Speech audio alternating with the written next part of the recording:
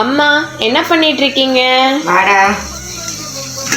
இன்னைக்கு என்ன பண்றேன்னா, நேற்று நைட்டு வேண்ட பரோட்டா இப்படி காஞ்சி போச்சுதா, இப்படி சாப்பிடக்கூடாது. அதுக்கு என்ன பண்ணலான்னா, இப்படி ஒரு இட்லி பூனியில் கொஞ்சமாக ஒரு டம்ளர் தண்ணி வச்சு ஆவி பரப்புல இந்த துணியை போட்டுட்டு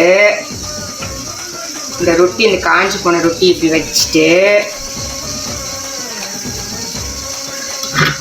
இன்னொரு துணி இருக்குது இல்லை, அதை எடுத்து நல்லா நான் இப்படி மூடி விட்டுட்டு ஒரு 2 நிமிஷம் ஆவியில் இப்படி பண்ணிட்டா பரோட்டா நல்லா வந்துடும்.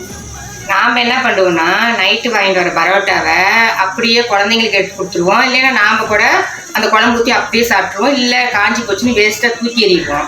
அப்படிலாம் பண்ணாத, இப்படி ஆவியில் வேக வச்சு நம்ம சாப்பிட்டா கடையில் வாங்கிட்டு வர மாதிரி ஃப்ரெஷ்ஷாகவே நம்மளுக்கு கிடைக்கும். ஆனால் பரோட்டா அதிகம் எடுத்துக்கூடாது, அளவாக தான் எடுத்துக்கணும். இருந்தாலும் வேஸ்ட் ஆகாத இது பண்ணுற ஒரு மெத்தேடு நான் சொல்லித்தரேன்.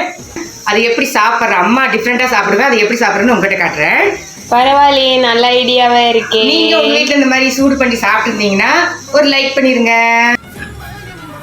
இங்கே பாருங்க, 2 நிமிஷம் தான். எப்படி பஞ்சு போல் கொதிக்க கொதிக்க பரோட்டா பிச்சுக்கிட்டு போகுது.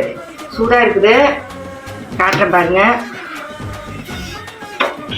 நான் முன்ன காஞ்ச பரோட்டா எப்படி காட்டினேன், நம்ம வட்டிக்குள்ளே எப்படி இருந்துச்சு இந்த பரோட்டா.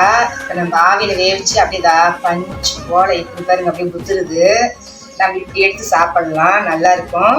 நான் எப்பயுமே மீதியான பரோட்டாவை குழம்புல சாப்பிட மாட்டேன். இந்த மாதிரி டீ வச்சு எனக்கு ரொம்ப பிடிக்கும். இந்த டீயில் இந்த பரோட்டா சாப்பிட்றது அடிக்கடிக்கு சாப்பிட மாட்டேன், எப்பயாவது ஒரு நாளைக்கு தான் சாப்பிடுவேன். ஆனால் இந்த மெத்தேடில் சாப்பிட்டா எனக்கு ரொம்ப பிடிக்கும். என்ன வடையா, மசால் வடையா, அருஞ்சுவையின் நாக்கில் உட்காந்து நடனம் ஆடுது. ஒரு அழகான டேஸ்ட்டு, செம்மையாக இருக்குது. எனக்கு இப்படி சாப்பிட்டா ரொம்ப பிடிக்கும். வீடியோ பிடிச்சிருந்தா சப்ஸ்கிரைப் பண்ணுங்க.